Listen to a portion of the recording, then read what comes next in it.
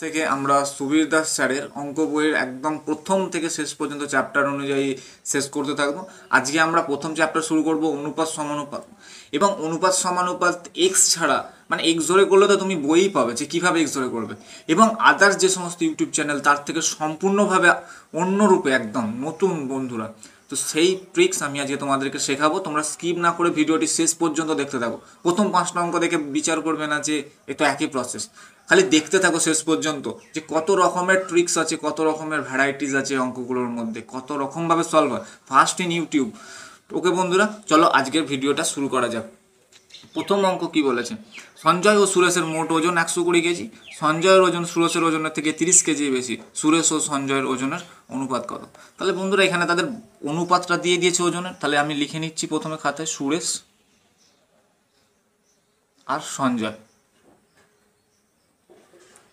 ওকে বন্ধুরা, এবার দেখো তাদের ওজনের অনুপাত প্রথম অপশান এতে চেক করো। তাহলে অপশান এতে কি দেওয়া আছে? 3:7। আমরা বন্ধুরা এই 3টাকে 30 দিয়ে ইচ্ছাকৃত করে গুণ করতে পারি, কারণ অনুপাত তো, অনুপাতের ক্ষেত্রে বাড়ানোও যায় আবার কমানোও যায়। তাহলে 3কে 30 দিয়ে গুণ করলে 3 × 90, আর 7কে যদি আমরা 30 দিয়ে গুণ করি তার মানে আসবে 210। তাহলে 90 থেকে 210-এর গ্যাপ কি 30? কারণ তোমায় কোশ্চেনে বলা আছে যে সঞ্জয় সুরেশের থেকে 30 কেজি বেশি, তার মানে এই অপশানটা হলো না, তার মানে অপশান এ হলো না। আচ্ছা, অপশান বিকে আমরা যদি ট্রাই করি, অপশান বিতে কত আছে? 2:3। তাহলে 2কে যদি আমরা 30 দিয়ে গুণ করি তার মানে কত আসবে? 30 × 2 = 60, আর 3 × 3 = 90। তাহলে দেখো 60 থেকে 90-এর গ্যাপ কি 30 এলো? বন্ধুরা এলো। তবু আমরা অপশান সি আর ডিকেও একবার চেক করে নেবো। তাহলে অপশান সিতে কত আছে? তাহলে অপশান সিতে আছে হচ্ছে 3:5। তাহলে 3কে যদি আমরা 30 দিয়ে গুণ করি, 3 × 3 = 90, আর 3 × 5 = 150। তাহলে দেখো বন্ধু 90 আর 150-এর গ্যাপ কি 30? তার মানে অপশান সিও হলো না। অপশান ডিকে চেক করে নাও একবার, 2:3। বন্ধুরা এই দুটো একই অপশান আছে, এই দুটো কোনো মিস্টেকের কারণে বইয়ের সমস্যার জন্য এটা আছে। তো বন্ধুরা দেখো একমাত্র অপশান বি এখানে হয়ে যাবে রাইট অ্যান্সার। ওকে, তার মানে 2:3 হয়ে যাবে রাইট অ্যান্সার। তো চলো পরের অঙ্কটা দেখে নিই আমরা। 33,630 টাকা এ বি সি এর মধ্যে এমনভাবে ভাগ করা হলো যাতে এ ও বি এর মধ্যে অনুপাত 3:7 ও বি ও সি এর ভাগের অনুপাত 6:5। তাহলে বি কত টাকা পাবে? তাহলে একটা জিনিস খেয়াল করো, A/B বলে দিয়ে দিচ্ছে তার অনুপাত কত না 3:7, আর B/C তার অনুপাত কত বলে দিয়েছে না 6:5। তাহলে তুমি যদি এখান থেকে দ মেথড কাজে লাগিয়ে দাও তাহলে A/B/C পেয়ে যাবো। তাহলে 3 × 6 = 18, 6 × 7 = 42, 5 × 7 = 35। তাহলে দেখো আমরা রেশিও পেলাম 18:42:35। এবার তোমায় বলে দিয়েছে যে বি কত টাকা পাবে। বন্ধুরা এই 42টাকে আমরা 6 × 7 করতে পারি। 6 × 7 মানে 42। তার মানে আমরা কি বলতে পারি না যে অপশানটা 7 দিয়ে ভাগ যাবে সেটাই হয়ে যাবে তোমার এখানে রাইট অ্যান্সার। কারণ বন্ধুরা, কারণ আমরা যখন যে সংখ্যাটা পাবো সেটা 42 দিয়ে গুণ করবো। তাহলে দেখো অপশান টেস্ট আমরা শুরু করি। তাহলে অপশানে প্রথম আছে 14,868। তাহলে 14,868কে যদি 7 দিয়ে ভাগ করি তাহলে 7 × 2 = 14, 7 × 1 = 7, 7 × 2 = আবার 14, 4 × 7 = 18। তাহলে দেখো বন্ধুরা 14,868 এই সংখ্যাটা পুরোপুরিভাবে 7 দিয়ে ভাগ চলে যাচ্ছে। তাহলে বন্ধুরা 14,868 এখানে রাইট অ্যান্সার। তবু কনফার্ম করার জন্য আমরা 6টাকে কি করতে পারি? 3 × 2 ভাঙতে পারি। তাহলে দেখো বন্ধুরা 3 দিয়ে ভাগের নিয়ম কি? যদি প্রত্যেকটা সংখ্যার যোগফল 3 দ্বারা বিভাজ্য হয় তাহলে পুরো সংখ্যাটি 3 দ্বারা বিভাজ্য। তাহলে 8 × 8 = 16, আর 6 × 4 = 10, তার মানে 16 আর 10 = 26, আর 1 = 27।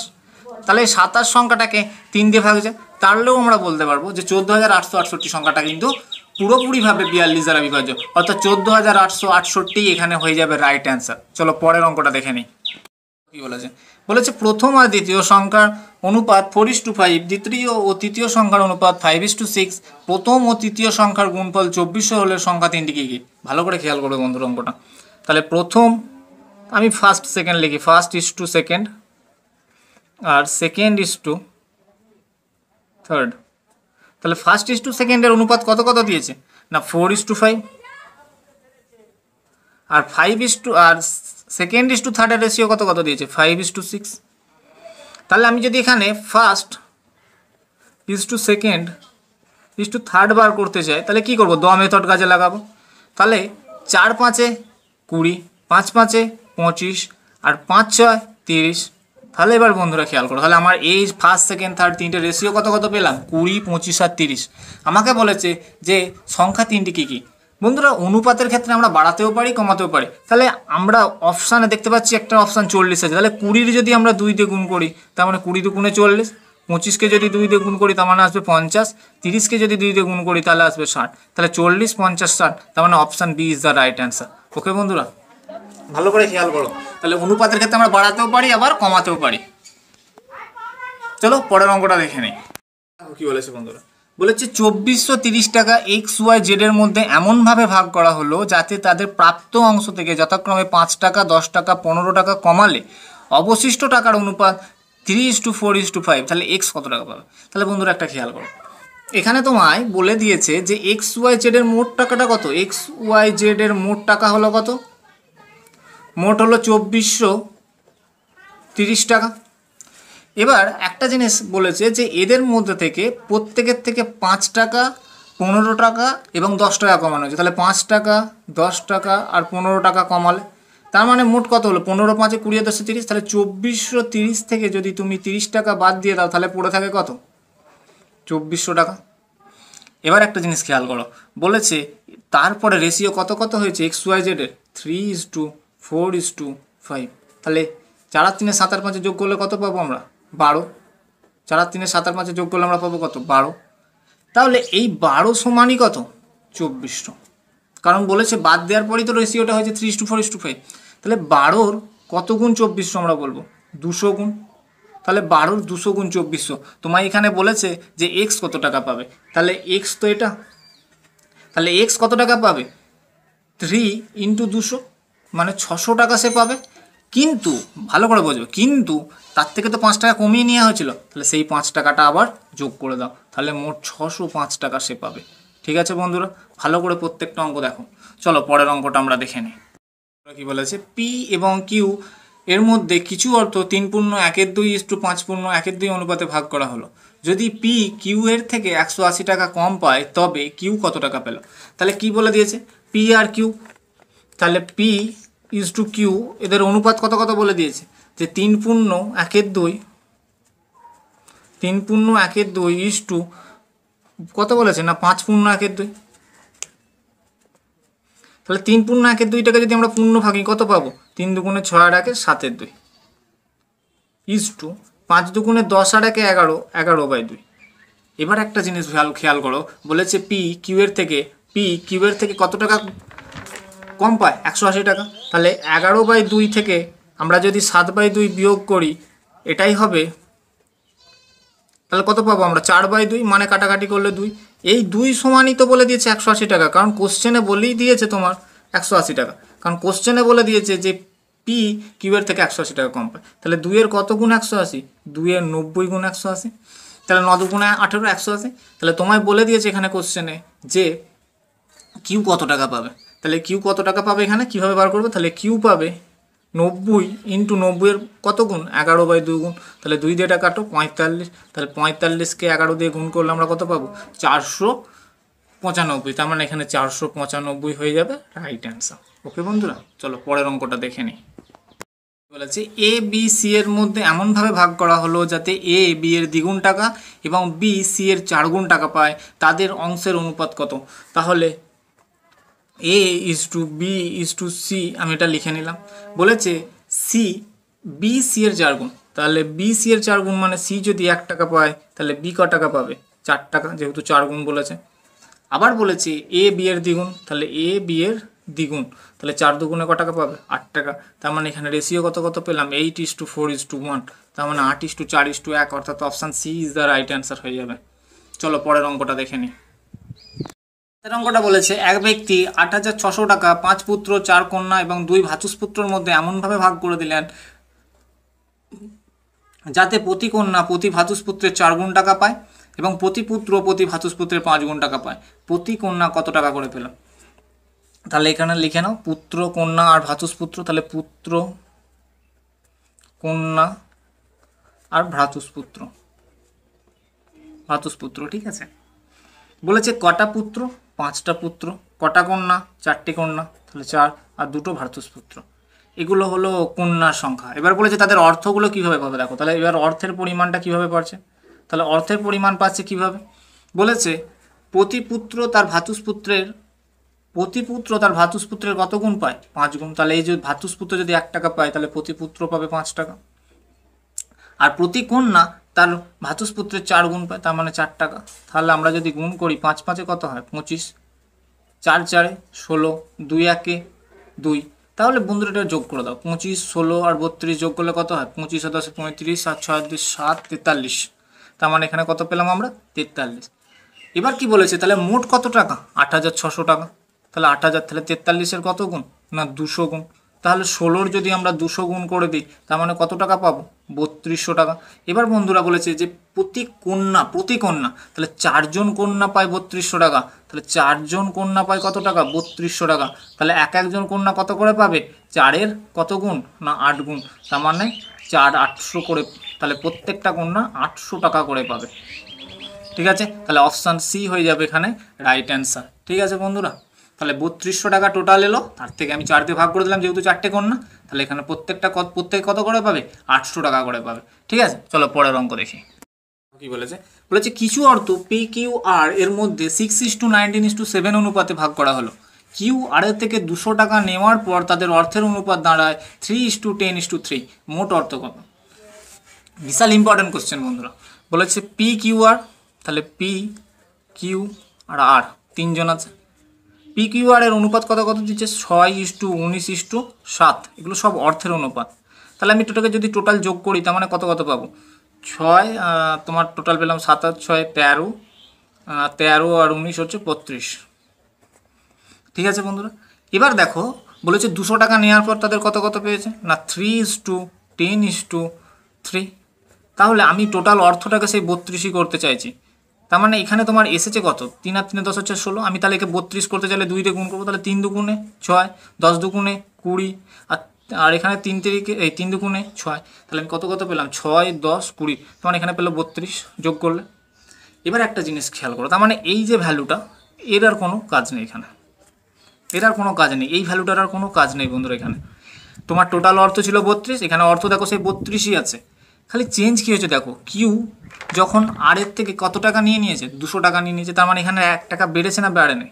এর আবার দেখো এখানে 1 টাকা কমেছে, তার মানে কোশ্চেন অনুযায়ী 1 মানেই কত 200 টাকা। ভালো করে বোঝো বন্ধুরা, কোশ্চেনটা কিন্তু খুব গুরুত্বপূর্ণ কোশ্চেন।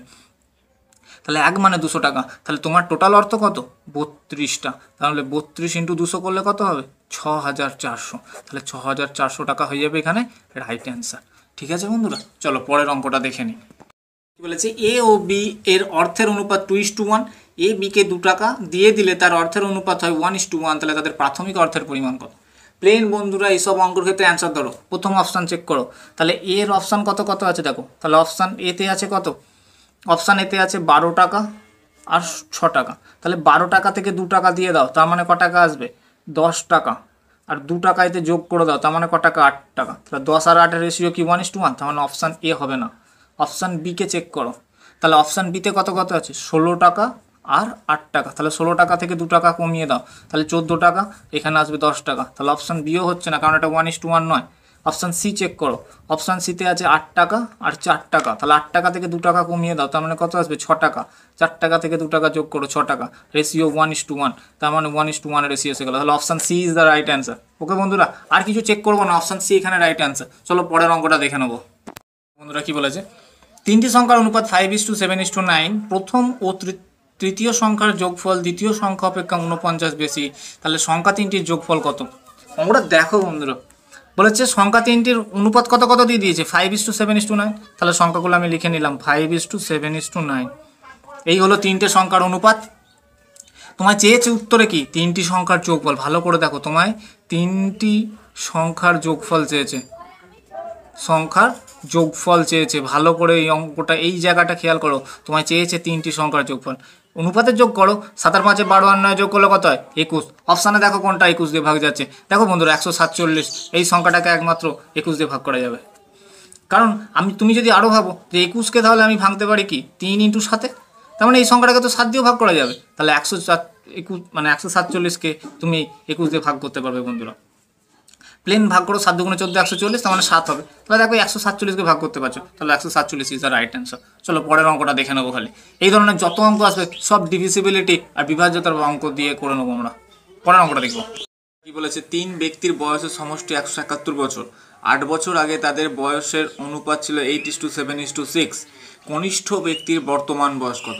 তাহলে বন্ধুরা কি বলেছে, 3 ব্যক্তির বয়সের সমষ্টি 171 বছর, 8 বছর আগে তাদের এটা। তাহলে বন্ধুরা এই অঙ্কগুলো করার জন্য আমরা কি করব, দেখো এখানে যে অপশানগুলো দেওয়া আছে সেগুলো তাদের বর্তমান বয়স। তাহলে যেখানে যে অপশানগুলো দেওয়া আছে সেগুলো তাদের কিসের বয়স, না বর্তমানের বয়স। তাহলে একদম প্রথম আর যে 3জন বয়স দেওয়া আছে, 3জন ব্যক্তির বয়সের অনুপাত কত, 8:7:6। তাহলে বন্ধুরা এখানে অপশানগুলোতে দেওয়া আছে বর্তমান বয়স। আমি যদি অপশানগুলো থেকে 8 বছর বিয়োগ করে দিই তাহলে আমি তাদের 8 বছর আগেকার বয়স পাবো। তাহলে দেখো প্রথম অপশান কি আছে, এতে আছে হচ্ছে 52 বছর।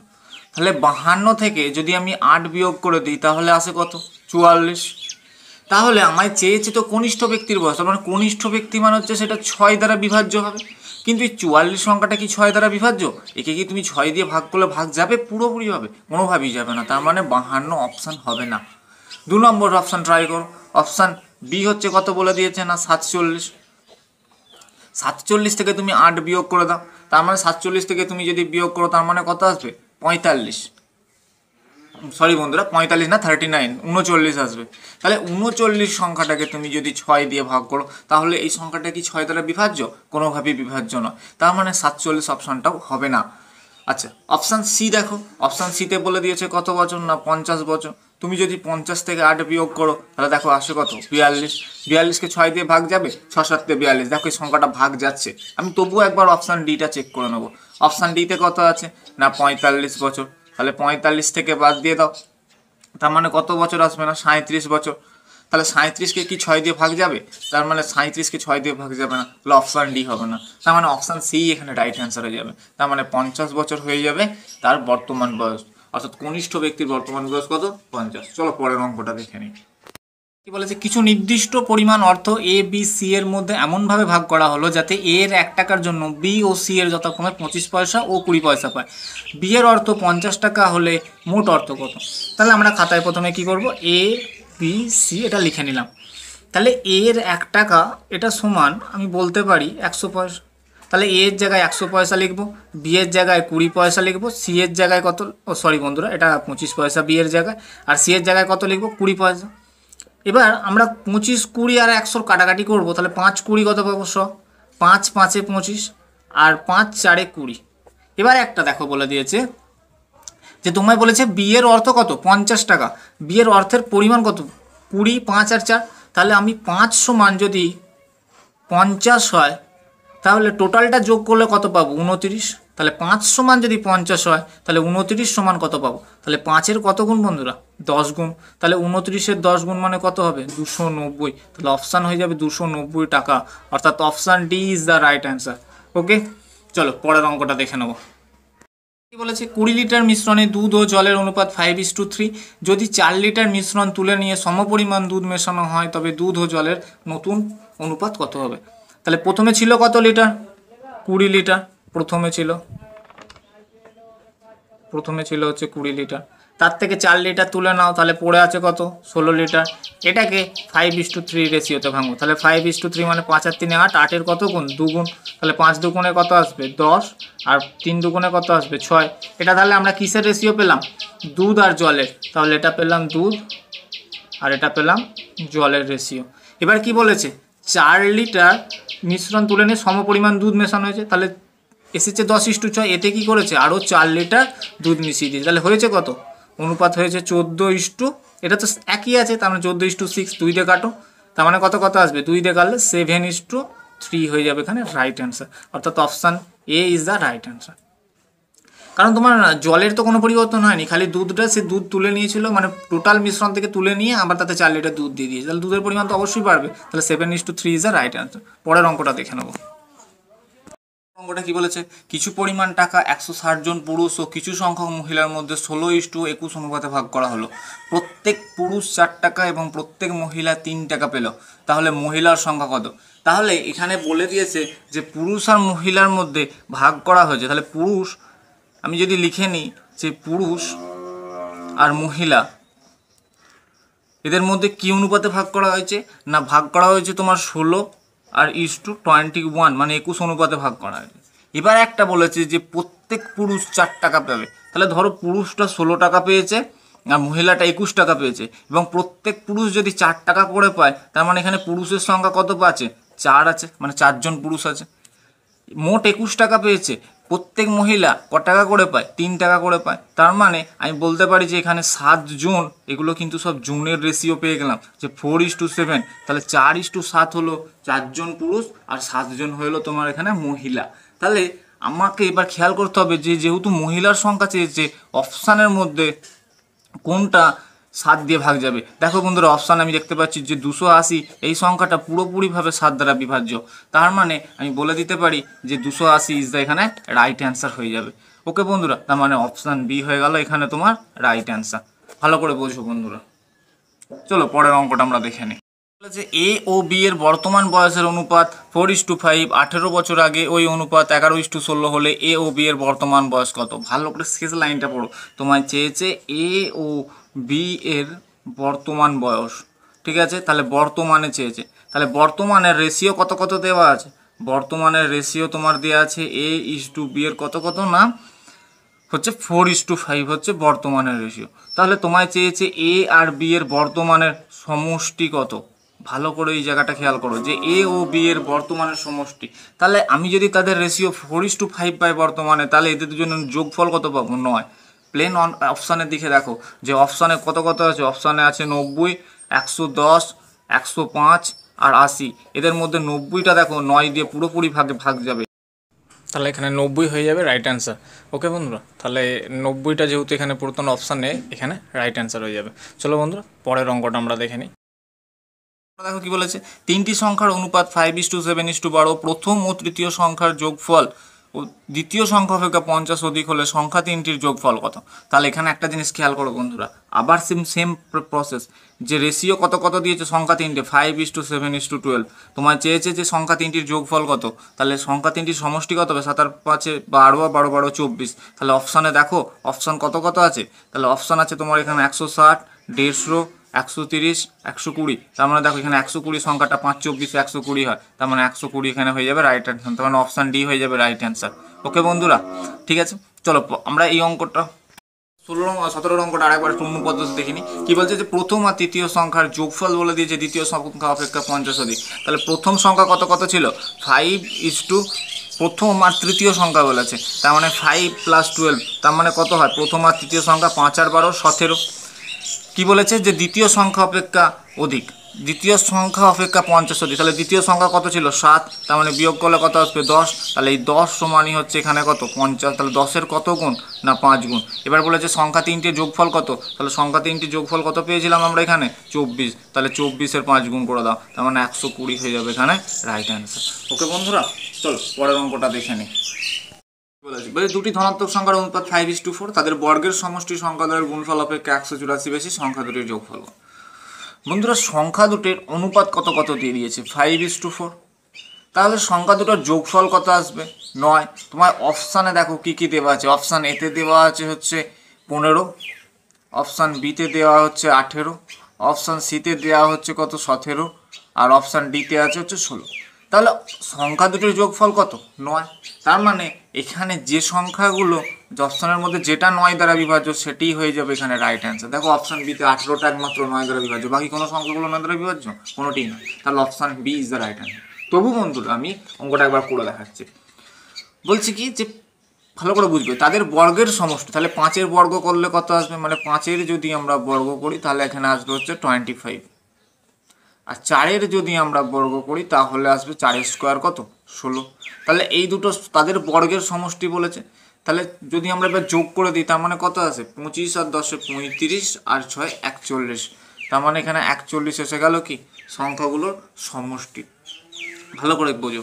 এবার বলেছে যে তাদের বর্গের সমষ্টি তাদের গুণফল অপেক্ষা, তাহলে সংখ্যাগুলোর গুণফল মানে 5 × 4 অর্থাৎ কত আসবে 20, 20 থেকে 41 থেকে 20 বাদ, তার মানে আসবে 21। এবার একটা জিনিস বন্ধুরা খেয়াল, এই যে সংখ্যাগুলো এগুলো 5x আর 4x আকারে আছে, তার মানে যদি x x গুণ করি তার মানে x স্কোয়ার, তার মানে আমরা এখানে একটা x স্কোয়ার লিখতে পারি, কারণ যেহেতু এগুলো x স্কোয়ার আছে। এবার একটা জিনিস খেয়াল, তাহলে এই 21x স্কোয়ার এই কথাটা মানেই তো এখানে 84, তাহলে এখানে যদি কাটি আমরা 4 আসবে, তার মানে x ইকুয়াল টু √4 মানে 2 এসে যাবে। তাহলে সংখ্যাগুলো কত কত পাবো, তাহলে সংখ্যাগুলো পাবো 5 × 2 মানে হচ্ছে তোমার 10, আর 4 × 2 আর 4 × 2 মানে পাবো হচ্ছে 8। তাহলে 10 প্লাস আর 10 আর 8 যোগ করলে তাহলে কত কত পাবো, 10 + 8 মানে পেয়ে যাবো হচ্ছে 18। তাহলে দেখো সংখ্যাটি কত হয়ে যাবে, 18। চলো পরের অঙ্কটা দেখে নিই। বন্ধুরা কি বলেছে, বলেছে দুটি সংখ্যার অনুপাত 6:7, প্রথমটির বর্গের সঙ্গে 10 যোগ এবং দ্বিতীয়টির বর্গ থেকে 42 বিয়োগ করলে প্রাপ্ত ফল সমান হয়। তাহলে সংখ্যা দুটি কি কি? বন্ধুরা এই যে লজিকটা দেবো এটা ফার্স্ট ইন ইউটিউব, কোনো ইউটিউব ভিউয়ার্স আজ পর্যন্ত এই লজিক দিতে পারেনি। দেখো ভালো করে, অপশান এ কে চেক করো, 24 আর 48, ভালো করে বুঝবে মন দিয়ে। যদি আমরা 24-এর বর্গ করতাম তাহলে 4-এর জন্য শেষে কত আসতো, 16 মানে 6 আসতো। ভালো করে বুঝবে, আমরা ইউনিট ডিজিটের কনসেপ্ট কাজে লাগাবো। আর 8কে যদি বর্গ করতাম তাহলে কত আসতো, 4 আসতো। তাহলে আমরা যদি 6 থেকে 10 যোগ করি তার মানে শেষে সেই আবার কত আসবে, 6 আসবে। আর শেষ থেকে এখানে 4 আছে, এখানে যদি আমরা 42 বিয়োগ করতাম তার মানে শেষে কত আসতো, 2। তার মানে শেষের ইউনিট ডিজিট 6 আর শেষের ইউনিট ডিজিট 2, তাহলে এটা কি সমান হতো? তাহলে অপশান এ হবে না, অপশান বি কে চেক করো। অপশান বিতে কত কত আছে, 18 আর 21, ভালো করে বুঝবে মন দিয়ে। তাহলে 8-এর স্কোয়ার কত হয়, 64, তার মানে 4 আসবে। আর 1-এর স্কোয়ার করলে কত আসবে, 2 আসবে। তাহলে 4-এর সঙ্গে যদি আমরা 10 যোগ করি তার মানে কত আসবে, শেষে সেই 4ই আসবে। আবার 2-এর থেকে যদি আমরা 42 বিয়োগ করি তার মানে শেষে কত আসবে, 0 আসবে। তাহলে শেষের ইউনিট ডিজিট 4 আর শেষের ইউনিট ডিজিট 0, তাহলে কি সমান? এটাও হবে না। তাহলে অপশান সি কে ধরো তুমি এবার।